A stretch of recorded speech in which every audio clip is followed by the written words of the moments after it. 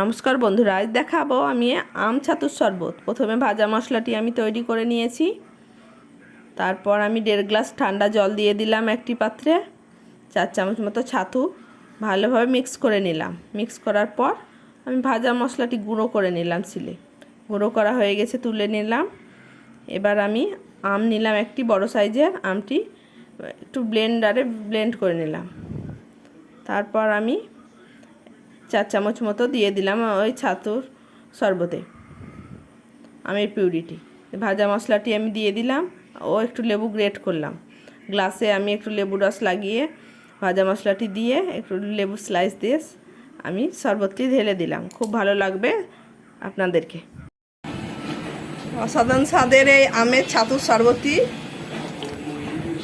খুব সুন্দর লাগলো। জাস্ট আপনারাও বাড়িতে তৈরি করুন, খুব ভালো লাগবে। ধন্যবাদ।